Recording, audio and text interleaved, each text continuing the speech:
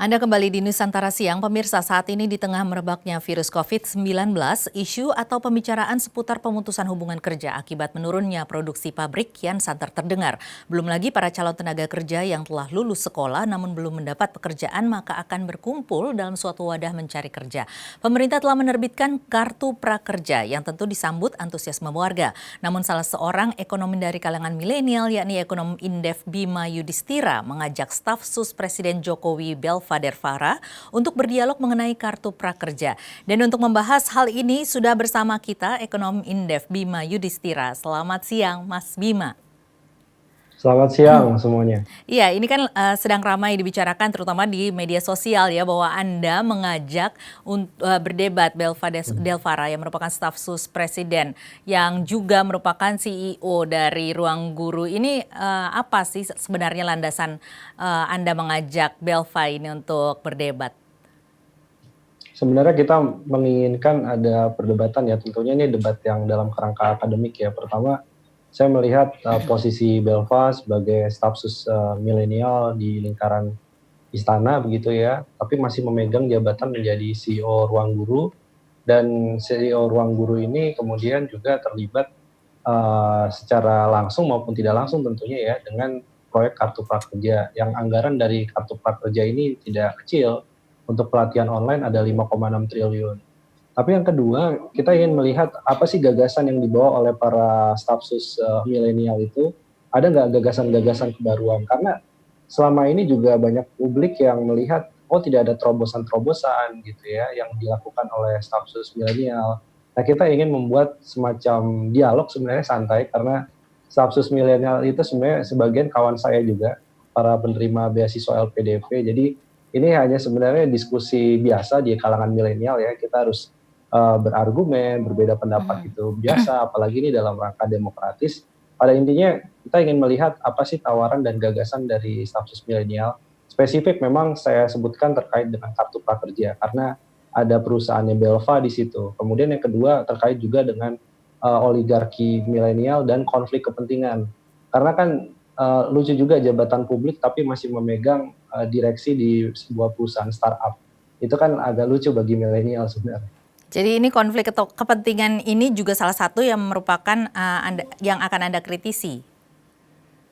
Iya, iya, ini kan konflik kepentingannya jelas ya. Jadi ketika memegang jabatan publik, apalagi itu digaji dengan pajak masyarakat, pajak rakyat, dan ini nggak main-main 51 juta per bulan gitu ya.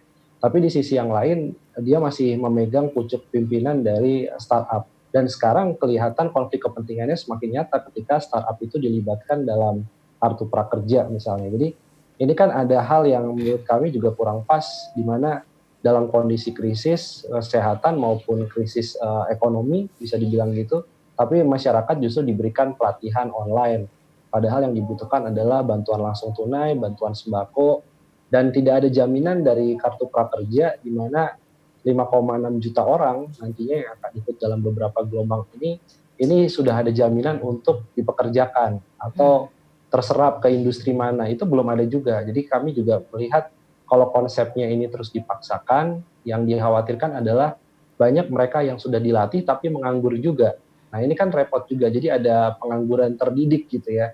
Dan konten dari Kartu Prakerja menurut kami juga problematik ya, di mana ada beberapa, misalkan yang paling sederhana, ada cara membuat kroket singkong keju gitu ya. Padahal konten itu sudah dibagikan di YouTube, banyak sekali konten serupa di YouTube dan itu gratis gitu. Jadi sebaiknya pemerintah menawarkan solusi alternatif. Bisa jadi kalau mau membantu pelatihan online secara masif, menggandeng kampus yang menyediakan platform-platform gratis justru tanpa berbayar. Karena di saat seperti sekarang banyak platform yang menawarkan pelatihan-pelatihan tidak berbayar. Kenapa pemerintah tidak bekerja sama dengan mereka gitu, dibandingkan kemudian menggunakan platform dengan biaya yang saya kira 83% dari atau setara dari bailout Bank Senturi ya, 6,7 triliun itu bailout Bank Senturi, Kartu Prakerja untuk pelatihan online-nya saja 5,6 triliun. Jadi menurut saya ini program yang kurang rasional diterapkan sekarang.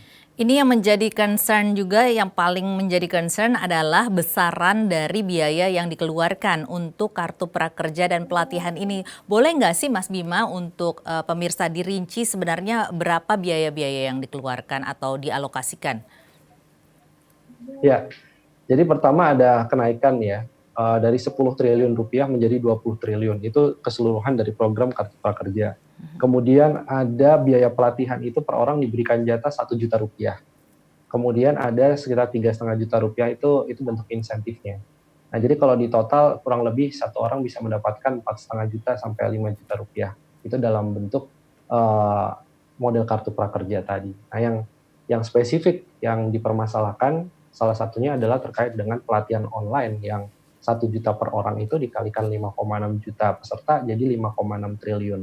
Nah, ini juga problematik. Mhm. Nah, ini kan, memang sebenarnya merupakan program dari, pemerintah sudah sejak lama sebelum adanya, Hmm. COVID-19 ini ya. Apalagi dengan, adanya dampak dari COVID-19 ini menurut Anda cukup efektif atau tidak sih sebenarnya, kartu prakerja ini dan, apa namanya, dengan adanya pelatihan-pelatihan yang menurut beberapa kalangan ini sebenarnya tidak langsung berdampak begitu ya, karena saat ini mereka Hmm. membutuhkan, dana segar atau dana langsung begitu, tetapi ada juga kalangan menyatakan ya kalau dana langsung kan sudah ada bantuan sosial. Kalau Anda melihat hal ini bagaimana, Mas? Ya, yang pertama ini terkait dengan konsep kartu prakerja, Mhm, itu waktu itu kan pada waktu kampanye kan ekonomi masih tumbuh 5%. mhm, Nah, sekarang diperkirakan ekonomi bisa tumbuh minus 0,5 sampai kemudian ada yang bilang juga minus 1% di 2020. Artinya kalau konsep ekonomi pada waktu itu berjalan masih 5% diterapkan dalam kondisi krisis, tentu banyak yang kemudian kurang efektif gitu ya. Yang kedua kalau kita bicara juga sekarang ini memang ada bantuan subsidi untuk masyarakat miskin, ada jaring pengaman 110 triliun rupiah. Tapi kalau kita rinci sebenarnya dalam beberapa minggu terakhir atau bulan terakhir ini kita melihat data tingkat pengangguran itu bertambah terus. PHK 2,8 juta orang itu PHK dan pekerja yang dirumahkan. Dan ini kan bisa menjadi orang miskin baru yang sebelumnya belum masuk dalam jaring pengaman sosialnya pemerintah ketika COVID-19 terjadi. Jadi sesuai dengan Perpu nomor 1 tahun 2020, dalam kondisi mendesak pemerintah itu kan sudah melakukan realokasi dan refocusing anggaran. mhm. Banyak beberapa kementerian lembaga itu dipangkas anggarannya gitu ya, sampai kemudian level Pemda juga mengalami penyesuaian. Nah, pertanyaan kami adalah kenapa kartu prakerja ini yang jelas konsepnya nggak pas ketika terjadi krisis seperti sekarang, kenapa juga tidak dilakukan realokasi dan refocusing anggaran, tapi kenapa masih memaksa untuk melakukan pelatihan online yang sebenarnya materinya banyak yang tidak sesuai dengan kebutuhan gitu. Mhm. Apakah menurut Anda itu akan menjadi bijaksana ketika nanti akan dilakukan perubahan-perubahan atau revisi dari, rencana yang tentunya sudah lama direncanakan oleh pemerintah dari jauh-jauh hari untuk program ini begitu? Ya, sama saja logikanya dengan proyek infrastruktur, itu sudah lama. Tapi Mmm, pemerintah mulai sekarang melakukan revisi-revisi 10 proyek strategis nasional misalnya itu ditarik keluar. Jadi proyek yang lebih besar daripada kartu prakerja saja bisa direvisi karena ada dasar hukum perpunya itu. Kenapa untuk kartu prakerja tidak bisa dirubah juga untuk kebutuhan masyarakat yang lebih mendesak?